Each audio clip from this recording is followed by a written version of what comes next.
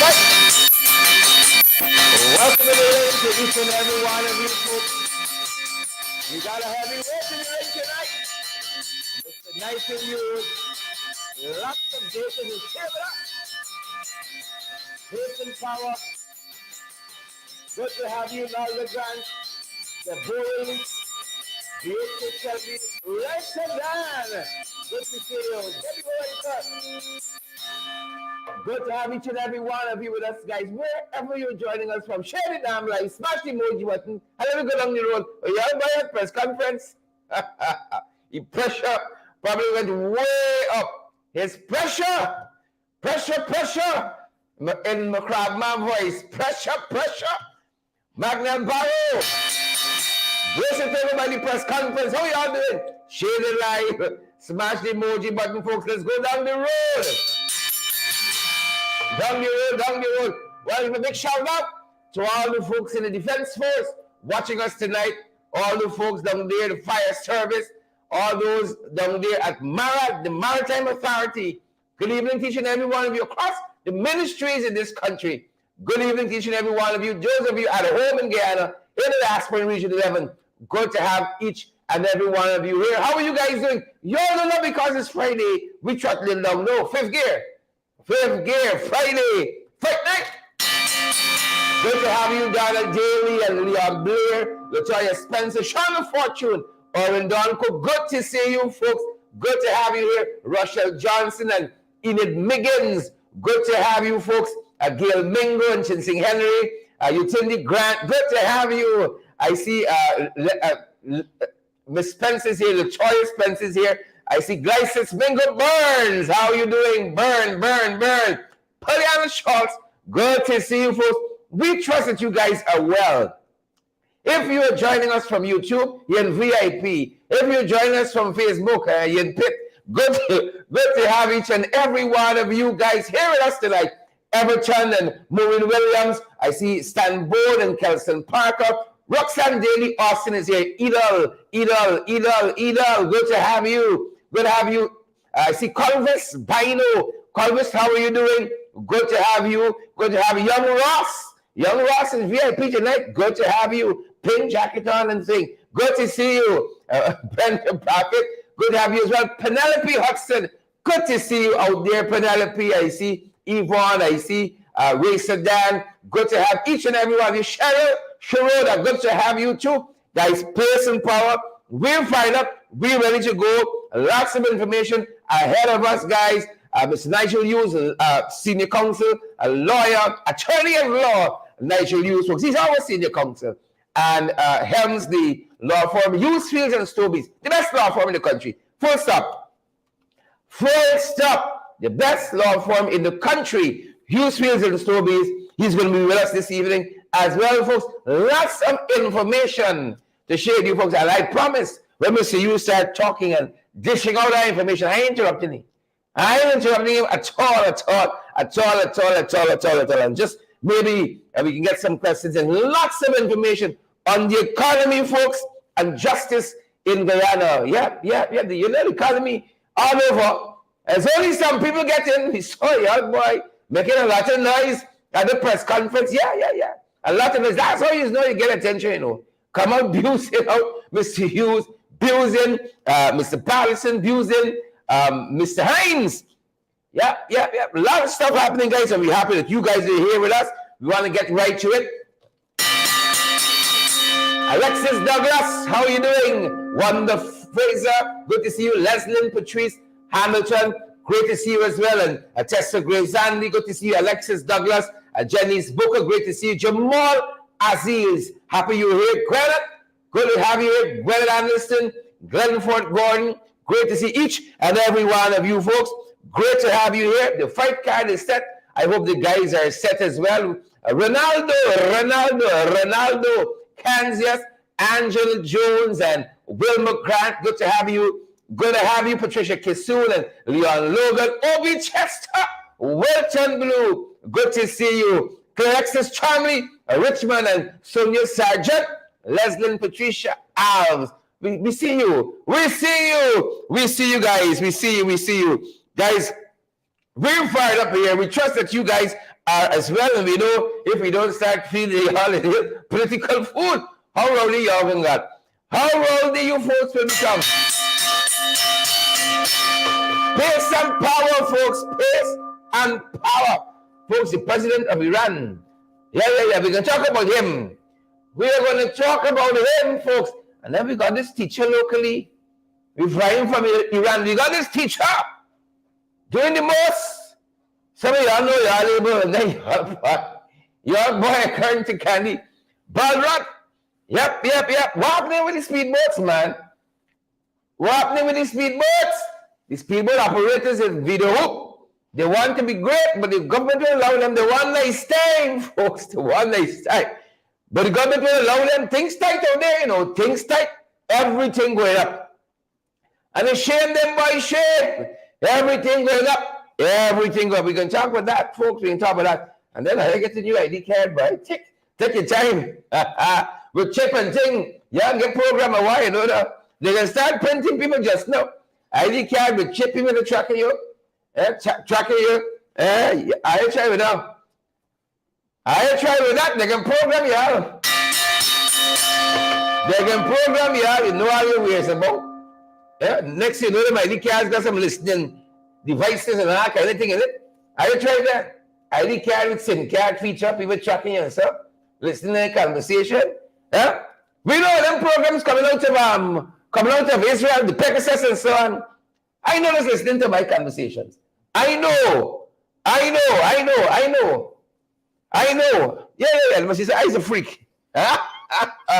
This guy's a freak. Listening to conversation, reading text messages. I know. I'll give them thing for talk. In Sharon Black One Voice. Give them more for talk. In Sharon Black One Voice. Listening to you with all the Pegasus spyware and stuff. We can talk about that, folks. The ID card. But you open up. The open Friday night. We have to drink something. The open up, folks. The open the first round. Folks, that's happening out there. But the boat operators, Video Hope to Georgetown, Region 3 to Region 4, and back again, folks. Them boys want to raise the fare. Them boys wants to raise the fare. They want to raise the fare. Things tight, gas going up, cost of living going up, money still come from it. We don't run out of water. We might drive on water, but we don't run in it. No. And the folks have proposed a $40, I think a $40 hike in fare. Government says no. Them boys strike. The boat operators strike. Folks, they strike. We were down there. Today, have a look around. It was confusion this morning. Things were a little more early, more orderly by this afternoon. We're happy to see the folks at Transport and Harbors there in Murad, really helping out the passengers there to get home, to get on the other side, get over to the other side. Hello from the other side. Singing voices so good today. Yeah, hello from the other side, folks.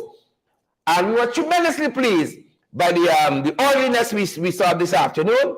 Orderliness, people trying to go home and so on. Thank you, guys. But it is what it is. It is what it is. The strike is on, folks. This is some of what we saw. This is some of what we saw as we were out there. They're telling us now, thanks, guys. They're telling us now that the Coast Guard helping out. The Coast Guard have stepped in to help out, transport passengers back and forth. I saw some, were there soldiers? I think I saw soldiers. I might be wrong, but I definitely saw Coast Guards as we were out there. And it was pretty orderly. This country abhor order. It abhor order. But we were happy to see what we saw. More than that, folks, they're telling us that boats were brought in from Bartica. Nice time. Boats were brought in from Bartica. Certainly they're going to be paid. Boats were brought in from Bartica, but we learned that passengers were traveling for free. Yeah, I used to live over the river. Yeah, I used to live with good fortune. And passengers were traveling for free. Right? We people who even live over the river went for ride and come back. We like the nice time. But we're just happy that passengers were able to get home and are in the process of getting home. we heard also, this is when the army came in. The army buses were being used to transport persons around the bridge, around the Rara Bridge. We heard there was some congestion there, but the army buses, the army buses were being used to transport passengers for free from Georgetown to Vredenhoek. And we were very, very, very happy that people were not too inconvenienced. Folks are doing what they got to do. When people want strike, walk out to Parliament, car petition, all kind of stuff, they're doing what they got to do. People got to do what they got to do was in their best interest, and the boat operators believe that $40 extra going to solve their problems. Going to solve their problems. And that's what's happening, folks. And the Minister of Home Affairs, who I believe has responsibility for this sector, said he was surprised. Or is it one? Actually, the prophet don't see nothing coming, Prophet don't see nothing coming. Spiritual pores and clean at all. A lot of mud and muck and so on in those pores. Yeah. So that's what's happening. But I know they said that Minister Robeson Ben said he was surprised by the folks didn't seek to consult with them. Oh, he has consult with anybody. There's consult with anybody. Diane Fordyce, Leslie Patricia House, Yvonne Daly, them boys just consult with anybody. So these were the bicycle boats that they brought in to help to push off some of the crowd there. The bicycle boats that they brought in to help to get people home safe. And I was happy to see a number of the maritime officials out there ensuring things go smoothly. We saw, I think, folks from the fire service too, helping to make sure boats were loaded in a very orderly manner. It was commendable. Under the circumstances, it's commendable. Y'all know it's Christmas. Like, the amount of commendations I've been given for this December, it's really Christmas. Peace and goodwill towards all men. Peace and goodwill. It was commendable to see the orderliness there, and we hope that the matter is resolved and that the people can it's commendable and the people can get back to being transported back and forth. People gotta work. But the boat drivers gotta do what they gotta do. The boat operators. Yep, that's the opener, folks. That's the opener for us this evening. That's the opener. We hope all goes well. All goes well this sea. That ends well. We bring you folks in from around the world. We're bringing you folks in from around the world. Quickly, swiftly, share the damn live. Smash that emoji button. Yvonne Daly, Chinsing Henry, and Joycelyn Ford. Yep. They're telling us that the president of Iran, Ibrahim Raisi, he says the crackdown on the protesters will continue. You all remember I told you last evening, the Ayatollah's sister wrote a letter to her son that got published inadvertently, and she said that her brother is doing foolishness. I mean, not in those exact words, but that's what the end result is. He's doing a lot of foolishness, and what she said to them, it's a step back. Step back from this foolishness before it is too late. Before it's with thousands of folks, Sadie and Faith and Gavin, thousands of folks, Sharon, out there in Iran, boots on the ground, protesting. Listen, they're fed up with them. They're fed up with the leadership. They're fed up. And then the people of Iran say, so, the voice of the people is the voice of God. You understand that? The voice of people is the voice of God. And if they say they're fed up with them, I believe them. They must have been doing things for people to be fed up of them. Chisel Chipper, Pearson Power, thanks for the donation, Chisel. Sheila Boy Child, rather. Sheila Boy Child. Well, I ring the bell for Sheila Boy Child there on YouTube, who just made a contribution to a program via YouTube. He does high-tech. He with me the ID card. He high-tech already. Folks, if you're joining us via YouTube, in the comment section at the bottom, you see the dollar sign. You can contribute to our program. Just like that. Just like that. Some of you are still carrying a lot of money in your pocket. Beware. That's an invitation. So them boys, invitation. Bring it in from around the region. We have been telling you folks about what's been happening in Dominica, and the CARICOM Observer Mission there has given the Dominican election a clean bill of health. They say it was free, fair, and free from fear. Giving it the clean bill of health, the opposition pulled out from it, saying they got some issues with this, and they weren't going to take part. They said this type of election was called for a specific purpose, and the will of the people is not going to be exercised there. Commonwealth Observer team, give those elections a clean bill of health, and we can circle back. We can circle back. We can come run back to some of those very issues. Thank you, guys. We're going to come back to some of those very, very issues. Claudia Simon, Eva Benjamin, how you all doing? I see Jem is here and Giselle Chipper. Giselle Chipper now trying to match Sheila Boychild in the donations. A fight to donate here tonight. Brace it to over in the comment section on our YouTube channel. Brace it over. It's a fight tonight to donate. And we love it. We love it. It's all towards a good cause. Keeping our programs going forward. Just like carry come, carry go. We must keep coming forward. When the 592, folks, when the 592 coming up, one and only Mr. Nigel Hughes going to be talking to us, guys, about the economy and justice in Guyana. You want to share the damn light, smash those emoji button. Mr. Hughes has done some homework on what's been happening in this country in the various sector. And folks, I want to hear from him. I want to shut up tonight. Allow Mr. Hughes to take over the show. I think he take the whole second half. Take the whole second half, Mr. Hughes.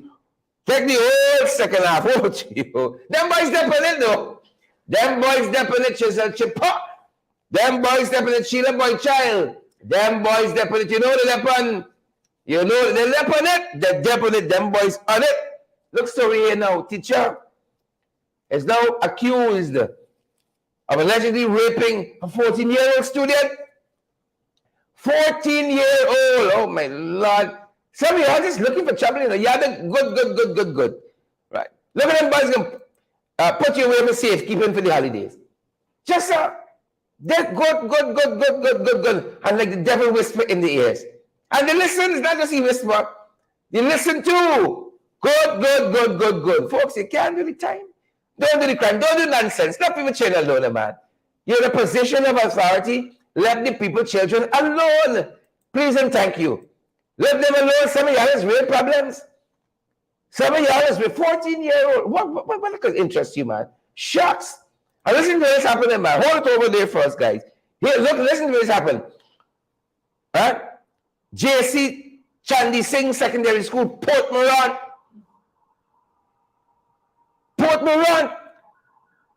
Right? Allegedly now charged with the rape of this student, Kevin Nascimento. Well, you know you're able. As we get more information, guys, thank you very much. We are going to keep you guys updated. Kevin Nascimento, yeah, that's how it's going down there. That is how it's going down. 14 years old. Lord of mercy. 14. Another 14. Is it there 14? Another big number. And the number is 14 too. 14, that's the amount of charges we're being told. Them guys trying to bring up political activists. Carol Smith Joseph, that's the amount of charges. Wicked stinkers. And we know Carol has the testicular fortitude. You see? To stand up against this political victimization. She has what it takes to withstand them boys. We ain't got no fear. We saw lots of folks out there this morning at Soku. We invited her for questioning. Say, no, Chairman, Carol, don't do it. For y'all own good. For y'all own good. Don't do it. For y'all own good. You know, alleging some $6 million, not being spent correctly or some foolishness like that. 14 transactions among the 6 million. $6 million is thing for thief. Give me a break.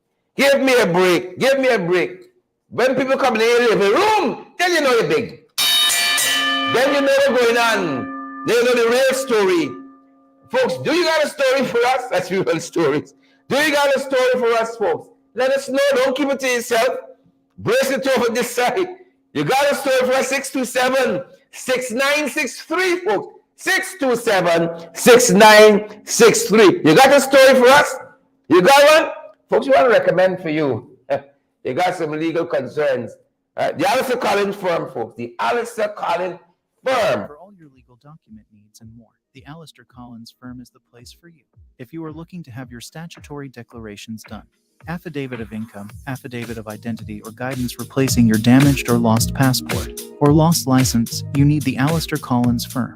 They can also help you with tenancy agreements, agreements of settlement, your power of attorney, your last will and testament, and certification of documents. The Alistair Collins firm is located at the Callion Mall, 162 Lamaha Street in Georgetown between Camp and Waterloo Streets. Alistair Collins is a commissioner of oaths to affidavits and a justice of the peace. You can also call them at 649-6410 or 685-6446 or 503-1451. The Alistair Collins firm. Help when you need it. Yep.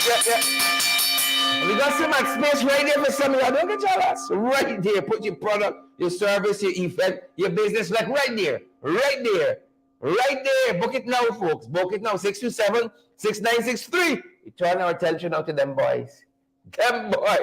We turn our attention to some of you folks. COVID update. We tell you how COVID is real.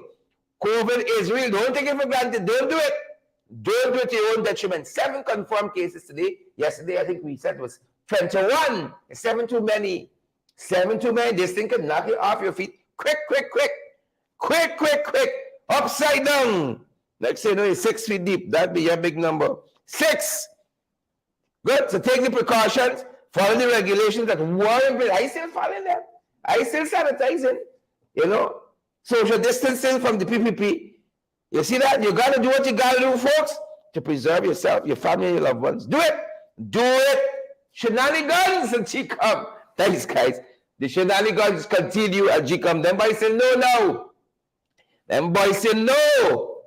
Like Chairman Dawson say no to. They want fingerprinting mechanisms at the place of poll. I say no to that. Right? And what's the Chief Justice?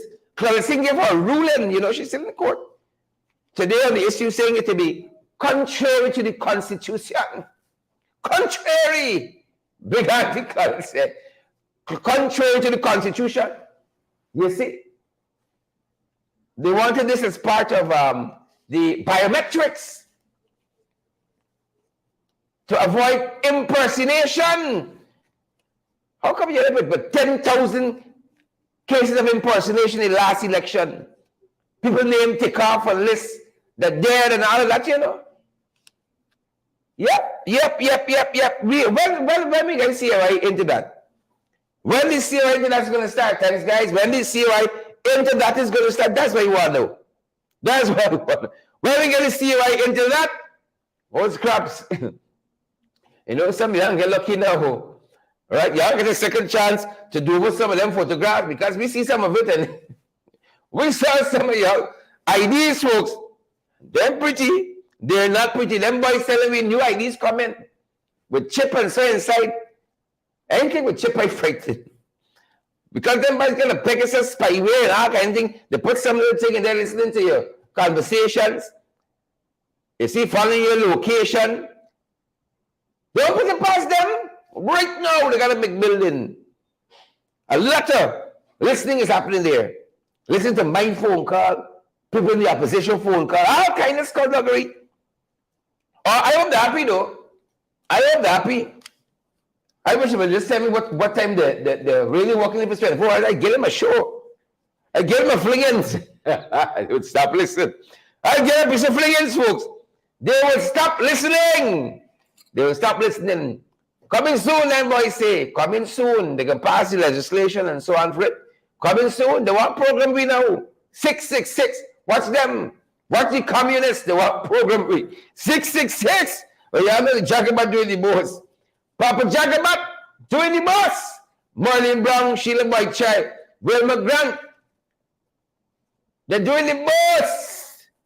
Papa Jacobite doing the most, folks. Doing the most. Man, on the press conference. We there. Yeah, but at press conference today. Come out views as usual. Nothing strange. Nothing strange. Right? We're unsurprised. We're not surprised. Unlike Robeson Bev, we're surprised. Man come business, sue them, sue. We gotta ask them, which sue? When he says sue them, what does he mean? Introduce sue to them, so Sue can bring you in the living room and he says, sue them. You gotta be careful now. Gotta be careful, sue them. Sue is now a verb. Means to bring into the living room to transact business. Sue them. Well, the fellow apparently is upset over the charges of racism. We've been talking, folks. We've been talking about the emerging apartheid state. We've been talking about that. This emerging apartheid effects. He mustn't talk. He must be the only thought leader. His thoughts are the only thoughts that matter. Such a nasty thoughts. You want to see Spice and Norton here and all kind of foolishness. Such a nasty thoughts, but we are the only ones. For months, you know, the Americans have been talking about fairness, inclusivity. It's what I think they're talking about, this racism. It's one set of people getting everything. This is Hank Johnson, a congressman in the U.S. June last year, hear what he said, Guyana wealth is for all the people. It's for all the people. The same thing I hear Nigel Hughes saying, and others. Guyana's wealth is for all the people, irrespective of ethnicity. You see that? Hank Williams said, yeah, is racist. Is it true? He said, I urge the government of Guyana. He was talking about, I urge the government and leaders of the opposition in national assembly to work towards further strengthening democracy and building a more inclusive. What does Hank hear in there? Well, Hank here, inclusive, he said. And then we have Albio series, another important U.S. congressman. Important, he said, in Guyana. This is just last year. Wasn't the last decade, it was last year. He said, in Guyana, we should work to ensure the proceeds of the oil revenue benefit the entire population. It's not the same thing Mr. Hughes was talking about. It must benefit the entire population. They must know something we know. Since last year, when Mr. Hughes, they've done their work, and the data telling us something. He's going to tell us about that just now. The data telling us something. But look, story here. You got Hank, we got Albio series. Right? Who else we got? We look story now about last year. The American Embassy was December. It was the International Anti-Corruption Month. Here is the old friend, the Ambassador, Her Excellency Sarah Lynch, talking about them having measures to combat corruption. Begging them, institute measures to combat corruption. Just yesterday, the ABC EU ambassadors said the same thing, including Sarah Lynch, re-emphasizing the same thing 1 year later. What are they seeing? Are they seeing disparities? What are they seeing? Was there only Western leaders talking about that? Not only Western leaders. Watch this slap in the chest now. Mia Martley was here a couple of days ago at their International Energy Conference and Expo.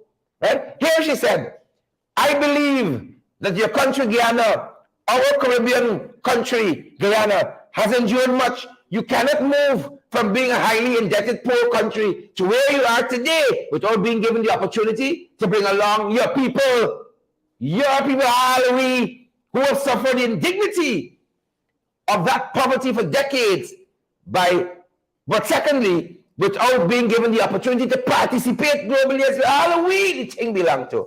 All of us. That's Mia Martley. And then remember, Blinken invited them to Washington the other day and dropkicked them, clothesline them. Look what he said. The American Secretary of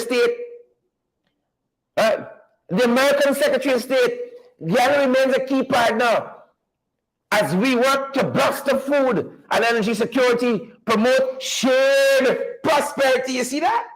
Same thing, inclusivity. Everybody must benefit. Shared prosperity. Inclusive growth, everybody must benefit. The rising tide must float all boats, strengthen transparency, and safeguard the environment. What is happening now is that the rising tide, thanks guys, the rising tide ain't floating all boats. The rising tide floating some boats floating by this rising tide. That brings us to Mr. Nigel Hughes, because they have done, himself and team, have done a bit of research that's showing like we got inclusivity. Like this rising tide will float in all boats. Like this rising tide only float in some boats. only floating some boats.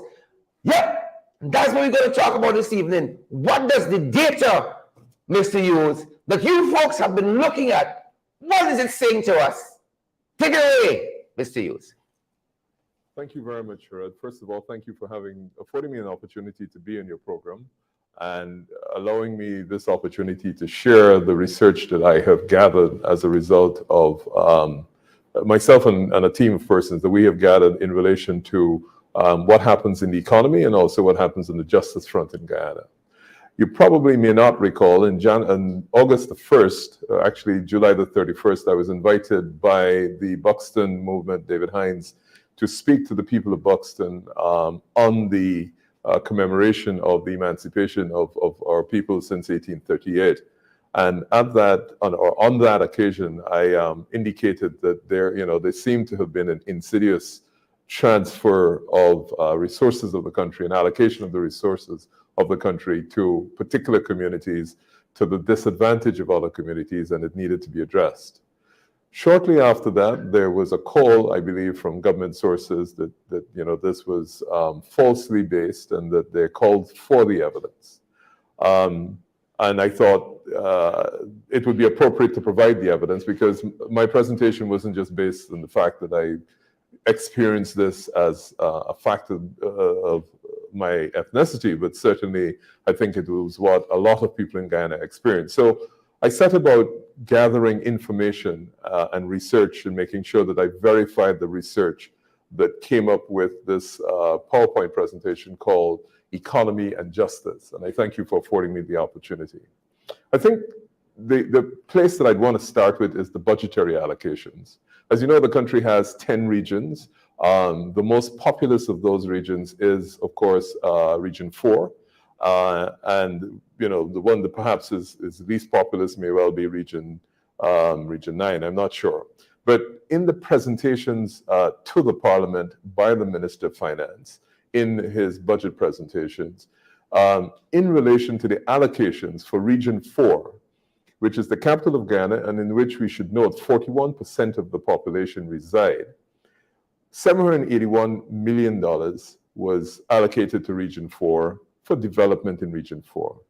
Region 6, where 15, maybe 18%, looking at the last census figures there, 15% of the population reside in Region 6, and that region, as you know, is predominantly Indian, 962,500,000 as compared to 781, where 41% of the population resides. And of course, in Region 3, where approximately between 18 to 20% of the population reside, $890 million was allocated. And whether you look at that at first blush, or whether you look at that with a detailed eye, I think the figures speak for themselves, where you have a concentration of most of the population, which is predominantly African Guyanese in Region 4, they get 781 million, and the other two regions, which are nowhere close to similar percentage of the population, they have exceeded the budgetary allocation for the region significantly, despite the percentage of the population. I think it would be appropriate at this stage to perhaps go to what happens in the allocation of resources by the Ministry of Housing, which, as you know, is one of the larger ministries, and that is tasked with assigning and awarding government contracts. And here, I'm just going to look at the three largest locally funded allocations, and this is through the budget. And this is what we have. The Ministry of Housing, as you know, the three largest projects that they have ever awarded through CHPA is the Schooner project, which is $11 billion. That's the Crane Road project.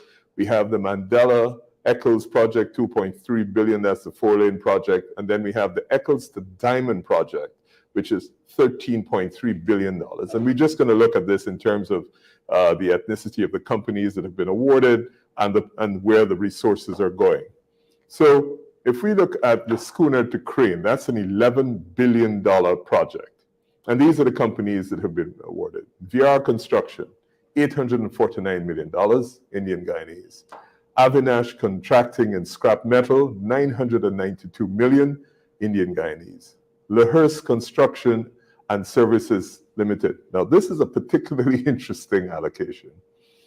$2.1 billion this contract has been awarded to this company that has no prior history in railroad construction. So this is not a case where you're saying that the company existed, it's built up a lot of experience in road construction over the years. This company has no prior history. And what is even more interesting is that NPTAB, when they awarded this contract, this bid there were 16 other bids that were lower than this bid to this company that had no prior history in road construction. And surprisingly, they win the contract. We then go to number 4, Guy America, $2.65 billion allocated. Indian Guyanese company again, that has no prior history of road construction. Number 5, AJM Enterprise, $1.8 billion, no prior history of road construction. Valves Construction, 1.3 billion, sorry, that's an international company, but I believe we'll get the details on them. Puran Brothers, we're all familiar with that. $1 billion Indian Guyanese. 8, JS Guyana, Indian Guyanese, $927 million. We then look at the Mandela to Eccles 4-lane project, $2.3 billion. Guy America, $555 million, Indian Guyanese company. Mutsul Construcciones Limited, Brazilian Indian Guyana joint venture company, $364 million. 3, Puran Brothers Disposal, $360 million. So none of these 3 top companies on this is Guyanese. If we go to the next slide, now coming in at number 4, for the first time in the Mandela to Eccles Road, you will see Colin Talbot and Aaron Lal. That's a joint venture of the $256 million. And then you've got Aramco Services, $471 million, Indian Trinidadian company. And then you've got JS Guyana Inc., $352 million, Indian Trinidadian company. And if we look at the Eccles to Great Diamond allocations, here we have S. Jagmohan, $1.2 billion, Indian Guyanese company. China Railway, very familiar with them, $1 billion Chinese, that's a Chinese company. And Ivor Allen, for the first time in African Guyanese, appears in the Eccles to Great Diamond bypass. He got $825 million allocation. And that's the Central Housing and Planning in terms of how they have allocated. I want perhaps to just look at some of those numbers. So out of $27.1 billion, 17% was awarded to an African Guyanese company. That's just in the 3 largest road construction entities. We go now to water treatment plants and supplies by the Guyana Water Inc. $6 billion award. Number 1, Compass Industries, you see them listed there. Compass, $424 million. H. Norton Sons, $593 million. DNR Construction. On all of those, their ethnicity is identified in the right-hand column. And you will notice none of the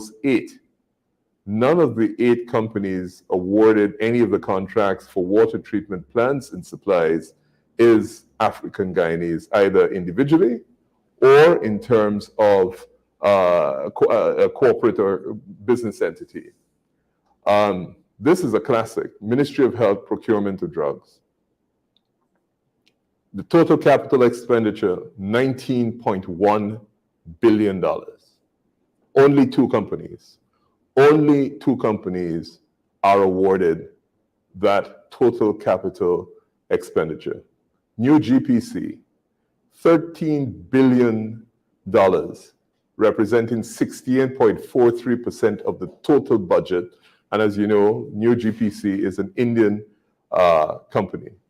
Western Scientific, which got the rest of the budgetary allocation for drugs, $5.1 billion. That's 27.17% of the total budget, and that's an Indian Trinidadian company. So in the procurement of drugs and equipment by the Ministry of Health, 100% awarded to persons of Indian heritage, 68% awarded to an Indian Guyanese entity, and 27 to an Indian Trinidadian entity. We now move up, and I really want to get to what's happening in oil and gas. So as we know, a series of exploratory permits or licenses were issued by the government over the years. I set out here the various blocks that have been currently awarded. None of these, and I go to those that have been awarded to Guyanese, the two that currently are in the hands of Guyanese are in the hands of Indian Guyanese in the case of the Kanji block, and Kaicho block, Portuguese Guyanese. Not a single, and I really want to come to this slide, there was no advertisement, not a single advertisement for the offer for sale of any of these offshore blocks. These were just handed out by the government. And not a single block was given to anybody of African Guyanese descent. Today, I read that the president said that they're putting the remaining oil blocks up for public auction.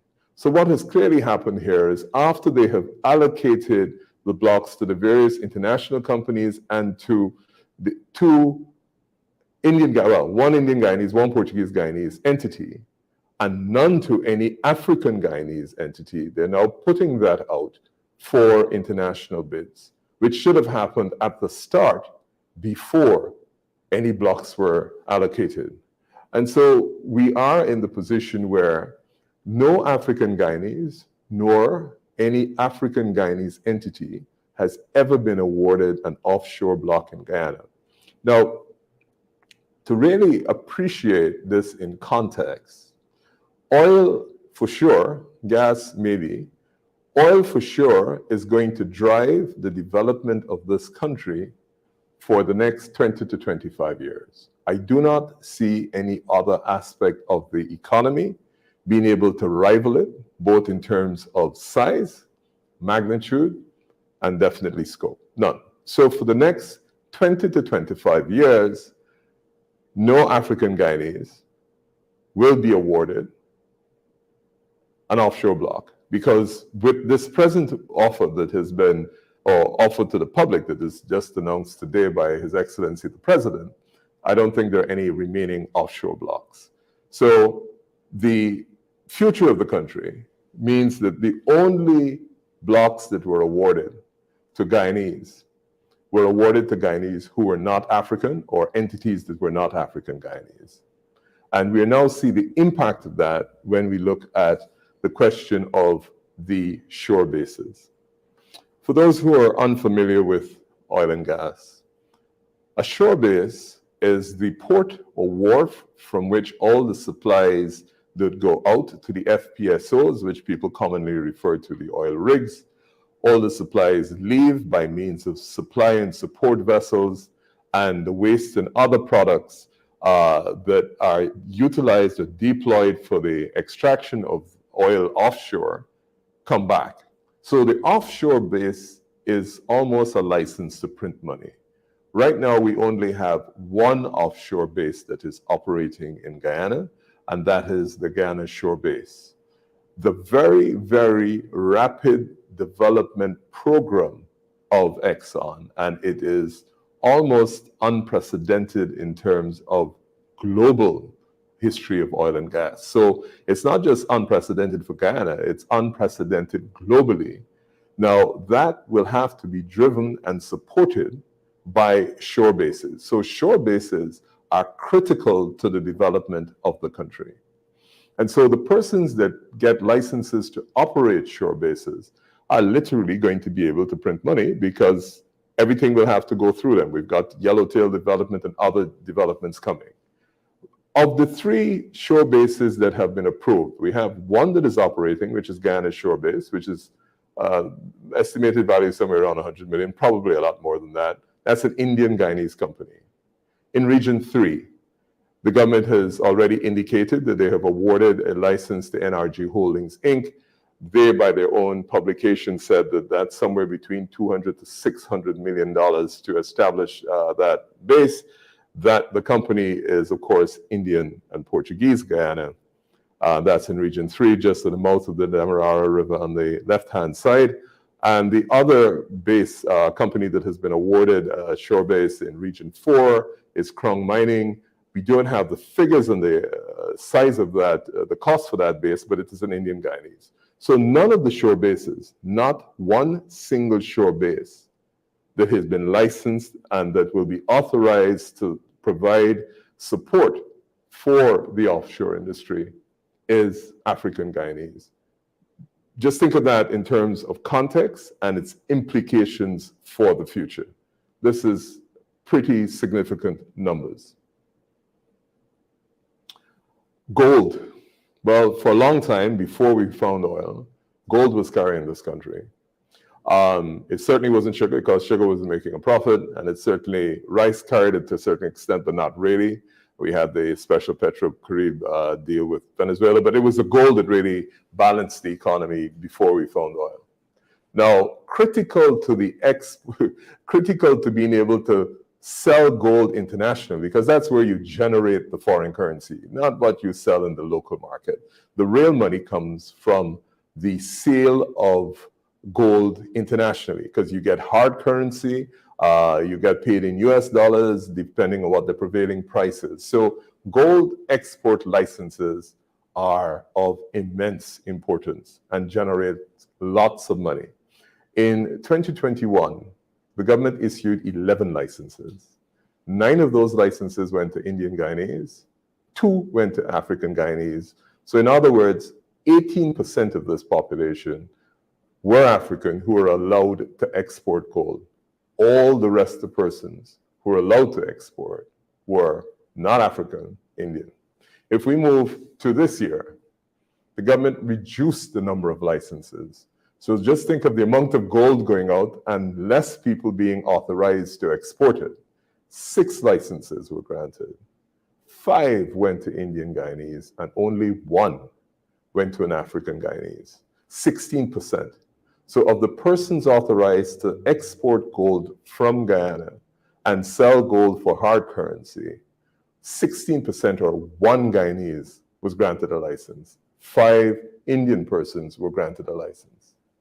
We now perhaps come to the most critical sector after oil and gas for future development. As you know, as we move forward, the country is obviously going to develop because of the revenues that come here.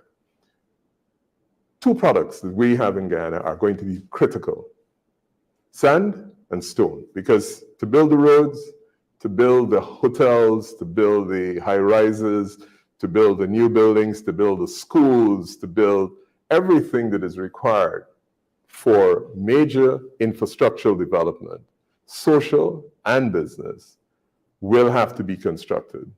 And so the question of the quarries, who owns the quarries, is going to be of seminal importance. Because if you own a quarry license, then given the demand, the increasing demand, every port that has to be built, every shore base, every road, every culvert, every new school, every hotel, and we're building a lot of those, every road to the interior, the road to Lethem, all of those will require sand and stone. And Guyana has no shortage of these. And so the development of the country is going to require the sale of a lot of sand and gold. So let us look at who actually has been awarded the sand and stone quarry licenses. RMC Silica, African Guyanese company. The rest, let's look at them. Black Jaguar Investment Group, Indian Guyanese. Vishwa Baichan, Indian Guyanese. Elithia Investment and Construction, up to the time of this publication, I was unable to identify the ethnicity of that company. Then you have Hades World, Indian Guyanese. They have 4 such licenses, followed by Metallica Guyanese, the only other African Guyanese company that has been awarded a quarry license. That's Metallica. We then have Southern Canton International Trading Inc., Chinese, that's Mr. Su of Mr. Su's fame.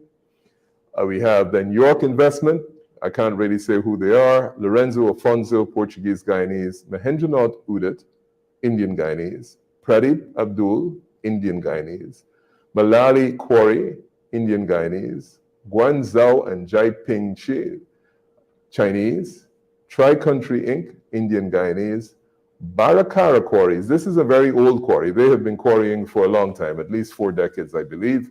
They're Indian Guyanese. BK quarries, maybe about 10, 15 years. I'm not sure the exact length of time. Indian, BK has 2 licenses. And then we come to the last 2, Tulsi Prasad quarries. That's an old established quarry. They have been around for at least 30 years in this industry. And we have Mr. Prabhu Diyal, Ramdiyal, Indian Guyanese.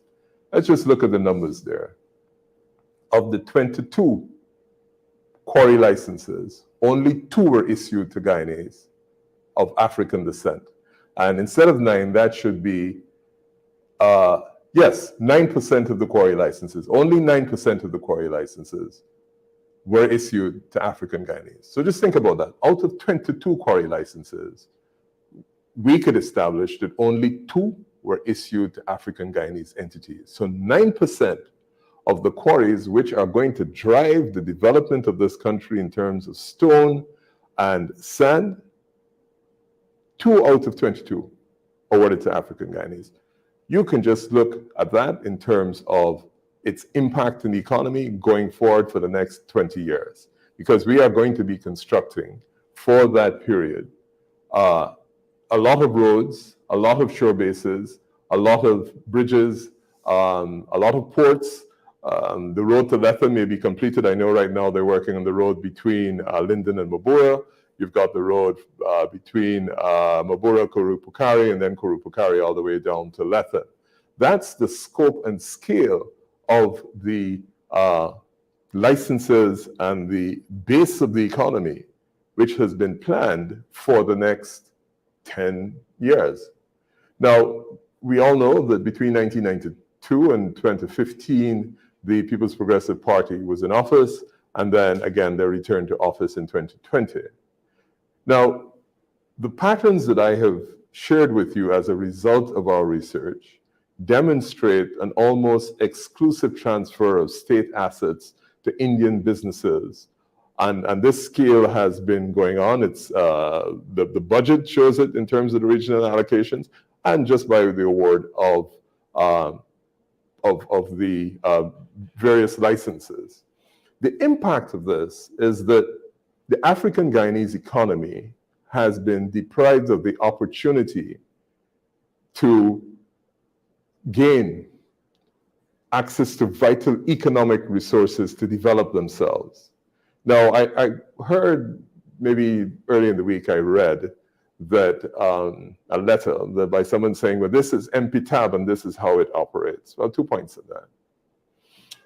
If the policy, the development policy of the country, particularly when it comes to the allocation of budgetary resources, allocation of contracts, the award of contracts, and we come to licenses because that's not MPTAB.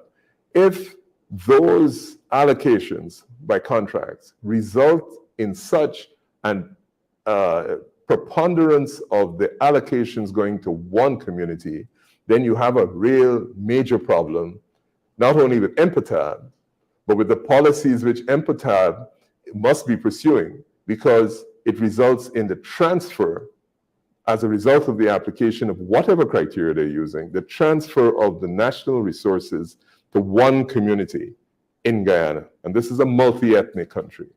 So if the results of MPTAB's implementation of whatever policy they have results in this level of imbalance, then you have a problem there. But I think it's more than that, because MPTAB doesn't decide who gets quarry licenses. MPTAB doesn't decide who builds a shore base. MPTAB doesn't decide who gets permission to get an offshore block. The offshore blocks were never advertised.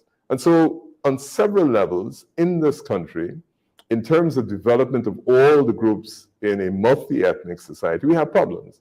Now, if you think the African Guyanese problem is severe, what happens if you're an indigenous person?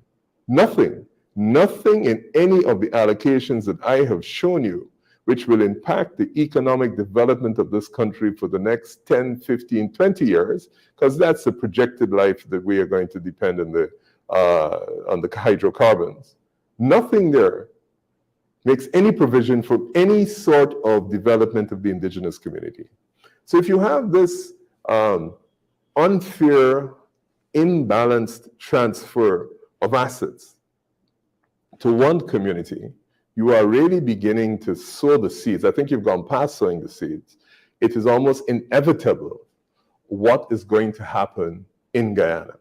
Because we know from experience, and we can look at South Africa, and I only pick South Africa as an example, because South Africa, when it was in the height of apartheid, in the 1980s and up to 1992, South Africa had the strongest economy in sub-Saharan Africa. You listen to that and digest it. White South Africa had the strongest economy in sub-Saharan Africa, and it had the largest economy in sub-Saharan Africa during apartheid. During apartheid, South Africa had the strongest army in sub-Saharan Africa. There was no army that was stronger than the white South African army. They went into Angola, Mozambique, they fought SWAPO, they fought Zambia, they defeated, and it wasn't until the Cubans entered that war that the South Africans began their retreat to South Africa. Now, Mr. Mandela, sitting in a prison cell in Robben Island, didn't bring the South African regime to its knees, even though he had his imprisonment had high moral suasion.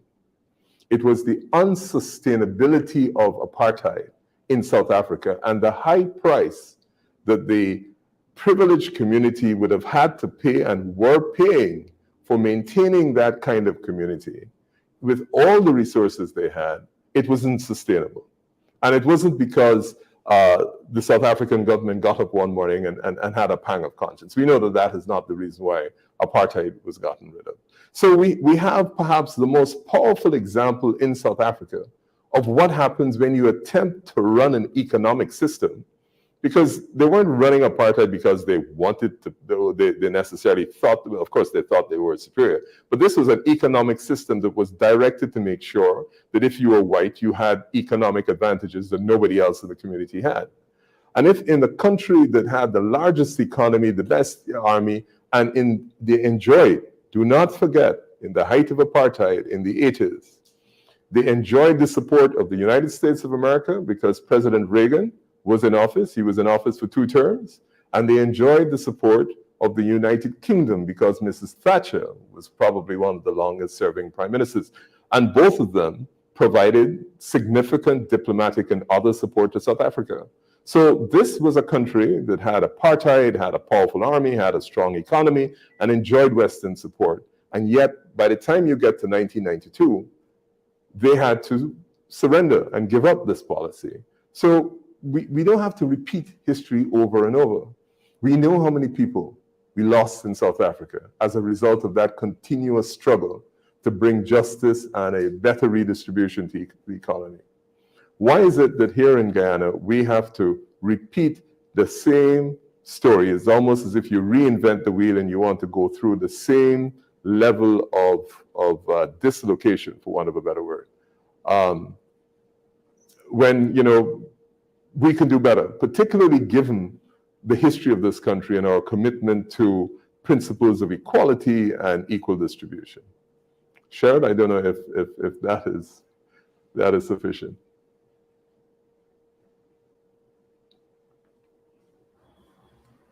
Thank you very, very much, Mr. Hughes. I was just caught up there with just the data and got distracted. Sorry, I forgot the solutions, but I'm sure you're going to come to that. You go right ahead. I'm going to come in at the end of the question. So I don't want to say that all is lost. We're never in a position where everything is hopeless. And so we have to, it's not just a question of bringing this data to you, because this data is not brought to you to shock you and then, you get frustrated. I have attempted to, and my team, I should say, have attempted to put up some possible solutions. So clearly there has been a disproportionate allocation of state resources over an extended period of time that has benefited a particular community. But I do want to make this note. It is not as if all the Indian people in the country benefit or have benefited from this allocation. That's quite the contrary. It is an exceedingly small community of about 50 families who you will see in our subsequent presentations. Continuously, they're the people that get the contracts in oil and gas. They're the people that control the gold economy. They're the people that control the road building assets. It's a very small percentage of about 50 families or thereabouts, so certainly no more than 100 families in this country that almost have exclusive control of those resources. But to come to some of the solutions, clearly the African population is not benefiting from the current policies. And so part of that is because they're not involved in the decision-making processes. As you know, there has been a recent policy of attempting to going into communities and saying, oh, we're giving you $250,000, are we going to change your roof because you've been suffering under the roof? And of course, that always comes with the invariable, when people that were in office that looked like you were in office that didn't change your roof. I just want to put this in perspective. If you had a more equitable distribution of the licenses and the resources of this country, then the people in the African community wouldn't have to be sitting down impoverished, waiting for you to come and give a handout or come and say you're going to fix their roof. They probably would have owned 5 roofs from which they would have been renting out. So even if you were an employee from an African company that had been awarded a quarry license or had been the beneficiary of having a gold export license, chances are that as a result of that employment, you not only would have been able to buy 1 house, you probably would have been able to buy 3, 4 houses, rent them out, and you would have been in an income generating position. What has happened now is that you're in a desperate position, you're back against the wall, your hands tied around the post, so that any form of generosity, any form of, I come, look, you can't afford a roof to fix the roof of your house, I will fix it for you, without understanding the economic policies that have led you to be in that position. So one of the solutions clearly is that the persons who make the decisions, the economic decisions, they have to be involved in the decision-making of the country. Because clearly you cannot have one set of people making the decisions that have these disastrous consequences. I think like any project which you have to examine, we have to look at what are the barriers in the system. I've heard people say, well, Black people don't tender for businesses, they don't apply, they don't get licensed. The reason why it's so disproportionate is because they haven't applied. I hate to use myself as an example. As you know, when oil and gas started, I was very active in this. There was a recent webinar, an international webinar, where some good people from Suriname invited me to present on doing business in Guyana. And they were specifically told by high-ranking members of the Guyana government that do not include Nigel Hughes if you want this to go forward. The host came back, told me, and I said, of course, I will not participate because I don't wish to be an obstacle. And that's somebody at my level. So imagine what happens elsewhere. 3, I just want to go back to solutions here. We have to rebalance this transfer because we have to make sure that we have the appropriate studies done to ascertain exactly what has been transferred over the last 20 to 30 years to one community. And let's pick the easiest example, the indigenous community. So if the country has had 100 billion US dollars worth of development over those years, how much of that has gone into the indigenous community? Genuinely gone in. Not put into the community by buying tractors at election time or going around and sharing funds at election time, or slaughtering the bulls the day before election and feeding the village and say, vote for me. That's not the assessment. Isn't it interesting that in no indigenous community, despite them being 10% of this population, there is not a single indigenous company that is capable of building roads, even in their own community? That there's not a single indigenous company or entity that is capable of building a school in their community. And this is after 50 years of independence. Clearly something is not right in what is happening. Going back to the solutions, we have to make sure that we build assets and an asset base for those communities that have been disadvantaged as a result of the economic policies for the last 20, 30 years.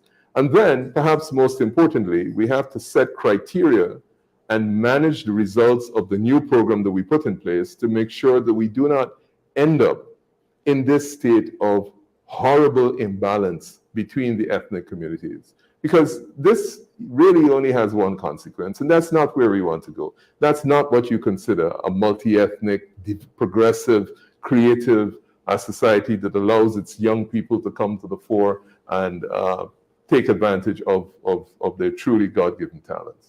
Yeah. Mr. Hughes, I know also in this data, you talk about some justice issues as well. I'd love for you to walk us through that. The justice issues. Yes, okay. Please and thank you. Sure. So I'll only pick the ones that are happened the last 2 years, because there's so many that happened before that, you know, to go back there really is horrendously painful. I'll pick Joel and Isaiah Henry in 2020, Orrin Boston in 2021, Quindon Bacchus 2022, and of course, Tamika Clark very recently, I think in September 2022. Joel and Isaiah Henry. Now, we had elections in September 2020, and these two young African Guyanese youths were found murdered in a back dam of a rural community, and their necks were almost severed. I say that because I attended the postmortem. Now, you would have thought everybody knows that election time in Guyana is horrendously tense. Social relations that were previously cordial become cold and outright hostile. So in any election period, irrespective of who wins, the situation is tense. You would have thought that the Guyana police force particularly, or certainly the government of the day, would have welcomed an independent international investigation into this murder, so no one can remotely feel that this was politically motivated, because that is the obvious conclusion people are going to come to if you find two youths with their necks severed, especially if they're severed, found in the back dam of an Indian community, and these are two African youths. So the family, supporters, and some civil society organizations got together, raised the funds. They weren't even asking the government to pay for this. Raised the funds for an international forensic team to come to Guyana to conduct this investigation. And if that team had found that these boys were murdered because of some private transaction that went wrong, that would have put an end to all this speculation. If they found that, contrary to what the government was saying, the murder was indeed politically motivated, we would have had to have found the maturity as a country to be able to deal with that. So funds were raised. The head of the forensic team was invited to Guyana at the expense of the civil society group and donors. He comes here, Dr. Fundenberg comes here, meets with the Minister of Home Affairs, says, look, my services are available. You don't even have to worry about whether you have to pay for them. I will bring the foremost international team of forensic anthropologists to Guyana, and they will help you. Outright refusal, complete and outright refusal. We don't need any help. We are quite capable of solving this. We have all the capacities we need. They then invite a CARICOM team, because all of this is post-election, of police officers to come. What do? They don't investigate. They come and say the Guyana police force is capable of solving this crime. And guess what? How do they solve it? They find two Indian persons, who they say confess. No forensics, nothing other than this alleged confession from these two young men is produced. And as it turned out, as these men were being taken to court, both of them loudly protested that they had been set up. If that is not enough, maybe 2 or 3 days after the Henry boys were murdered, Harris Singh, young Indian boy, gets murdered in the village or two away. He gets murdered somewhere between 9 and 10 in the morning.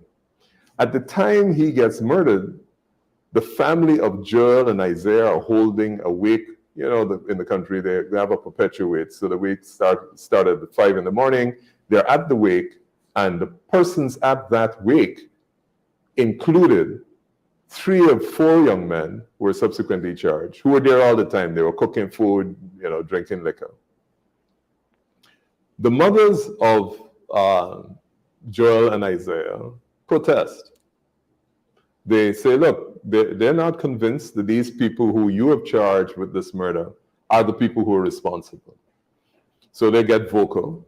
And in an effort to silence them, the police then arrest the other son, the brother of Isaiah, the other son of Mrs. Patricia Henry, and 4 other young men who were at that wake as suspects for the murder of Harish Singh. 8 women go to Ivleri to give alibi statements to the Guyana police force saying these 4 young men were at the wake at the house at the time Harish Singh got murdered, so they could not have killed him. They go to the station in the company of their lawyers, and as they arrive at Ivleri station, they are met with 15 cameras that are dedicated police officers, 15 police officers, each with a camera, that follow these women around in the police station. It is so offensive that when they went to the washroom, when these ladies went to use the washroom, the cameras went into the washroom with them, into the private chamber of the washroom with them. And they then get arrested for going to give alibi statements. They're kept in custody for the entire day. Remember, these people come from West Coast police. And at 11 o'clock in the night, they're placed on $100,000 each. So this family has to go at 11 o'clock in the night and find $800,000 to bail themselves. Otherwise, they're stuck in prison. They live in West Coast. Commercial banks have closed since 2:30 in the afternoon. So they have to travel back to the village, raise funds, and they get bailed. And then they're required to report every single week to police stations. Those 4 boys, including the brother of Isaiah Henry, one of them is the brother of Isaiah Henry, along with 3 other persons, charged with the murder of Harish Singh.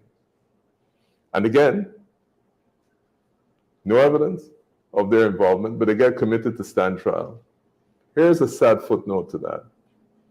Mrs. Patricia Henry, who ran behind her son, wanted to make sure that the murder of Isaiah was solved. After they arrested and charged her other son, was running behind him day after day, speaking to who she could, died as a result of having to deal with that tragedy. One son murdered, next severed, the other one sitting down in jail for murder. That lady died. She's not the only one that died.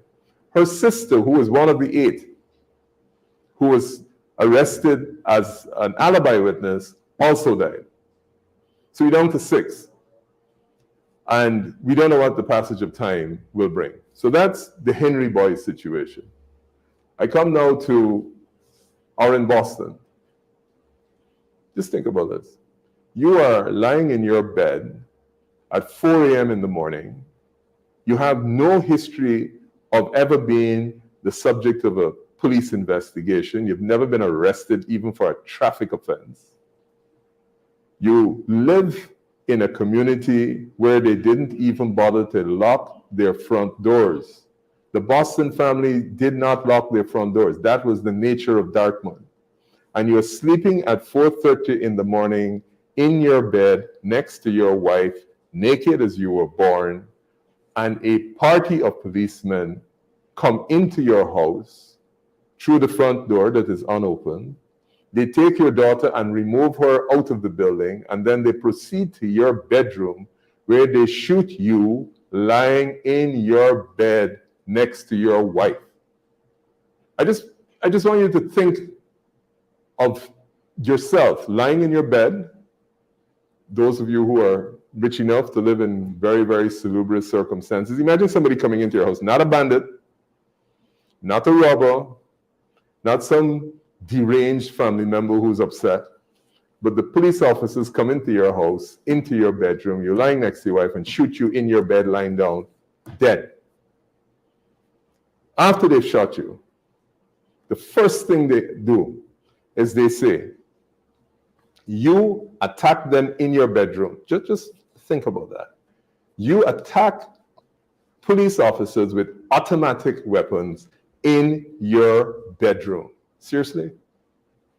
And they issue this statement saying Mr. Boston attacked them and was shot in the process. By the time Mrs. Boston was able to speak to the press later in the day and we got a different version of events, then we got the real story and the police then retracted. No apology, no explanation for how it is they said in the first place that this man at 4:30 in the morning, who didn't even bother to lock his house, would have attacked men with fully automatic weapons. And so there was an outcry, and the villagers of Dartmouth blocked the streets and burnt. Because I just want you to think, if you're lying in your bed next to your wife when you get shot by 4 officers lying in your bed, what your natural reaction will be. And then all the evidence pointed to murder. And what happens?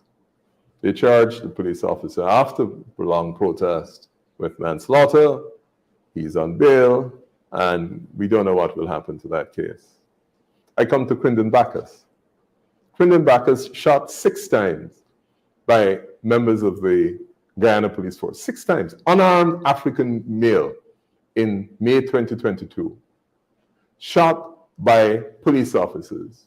Only the African officers who were involved in the shooting were charged.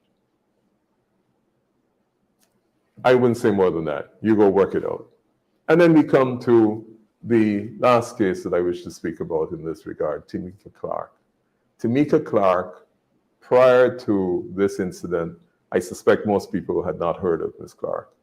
Ms. Clark dedicated 4 years of her life to prosecuting people who were suspected and charged with criminal offenses. She was with the Director of Public Prosecution's Office.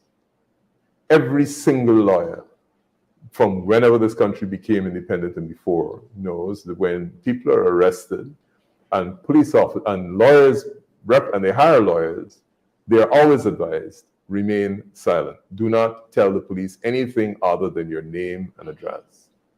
Ms. Clark goes to Soku with her client on a Tuesday, and in the presence of the police officers says to them, I am advising my client, if he is a suspect, I'm advising my client that he should remain silent.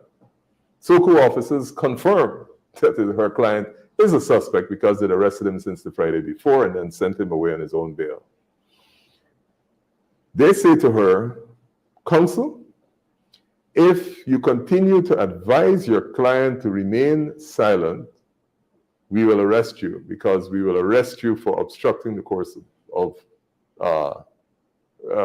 a criminal investigation. They actually say to her, and I think this is so interesting, counsel, you will need counsel when you bring your client back on Thursday if you continue to maintain this position. Ms. Clark returns with her client on Thursday. They are not ready for her, and she comes back on Friday. She maintains her position and says to her client in the presence of the officers, do not tell the police anything. You have the right to remain silent. Ms. Clark, African female attorney, gets arrested for telling her client to remain silent. They take away her phone, they move her up from her location, and they take her to another room where she's detained for about an hour. There's a protest. They said that they sent a file to the Director of Public Prosecutions, and up to now, not a single charge has been brought. But Ms. Clark is an attorney. So she filed about 3 weeks ago private criminal charges against the officers involved, Mr. Romana, Mr. Prasad. She retained our firm, and up to now, when the bailiff of the court went to Soku offices when they knew that the officers were inside to serve the private criminal charges, they were told that the officers were not there. Not once, not twice, 3 times. And here's the most interesting thing about the 3rd time. I had to go to Soku head office this morning with Carol Joseph because they wanted to interview her in relation to something that happened in 2016. And this happens, of course, after she brings an action in relation to the local government. When I went with Miss Joseph to Soku today, in that office is Mr. Ramana, because he interviewed her, and Mr. Prasad. I messaged my office and I said, Mr. Ramana and Mr. Prasad are in Soku. The bailiff turns up subsequently at Soku, and they are told the officers are not there. And this is for a lawyer who has filed private criminal charges. I need not say anything else about the state of justice in Guyana. Thank you very much. Praise and power, folks. Praise and power, praise and power. Valid, credible information. Valid, credible information. I have on Natasha Congress, Adam Prasad. Yep. Seafarers Pride, Simone Greaves. Valid, credible information. The economy and justice. Thank you, Mr. Nigel Hughes, for being with us this evening. Thank you for being with us. Valid, credible information. Folks, we still got 2,700 of you watching us across social media. 2,700 of you. If you share this live tonight, you're wicked. Heaven Faith, Stanburn. If you share the live, Dan Abrams, Lester Williams, you're wicked. Juliet Thompson, I know some of you get distracted like I did. Just listening to the data and coming to your own conclusion. Donna Liverpool, Donna Sullivan, Jenny's Booker, Andrew Griffith. If you share the live, you're wicked. Stink and dirty. Thank you, Mr. Nigel Hughes, for sharing this data with us. I couldn't interrupt, folks. I didn't want to interrupt at all and take away from the flow of the speaker, you know. You don't interrupt like that. When you see a man waxing like that with facts, beat and teach, share and expose, folks. Jenny's Booker, share and expose. Laverne Lincott, share and expose. Harry Dickonanan, share and expose. Karen Clark, Lynette Fraser, share and expose. Simone Graves says, I done share. Y'all be like Simone, man. Be like Stacy. Be like Joan and Beatrice and John and Michaela Coates. Be like them. Share and expose. Share the damn life. Smash the emoji button, folks, and let me go down the road. That being said, that's our time. And folks, you see, valid, credible information, as I can tell you. Valid, credible information. Valid. That being said, folks, I want you guys go ahead and have a great weekend. Have a fantastic weekend. Share the damn life before you go. And remember to partner with us. That's how we keep on keeping on. We're available via Cash App and Zelle and PayPal, MoneyGram, Western Union, MMG, folks. Each donation go towards furthering our program, proliferating, multiplying our program, folks. This is what we got a passion for, bringing you valid, credible information. As Sheila Boychild said, share and expose. Sheila Boychild said it best, share and expose. You're just coming for feel good, but share so others get valid, credible information as well.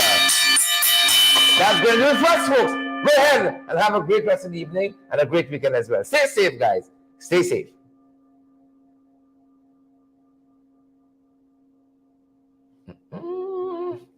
Should have yourself.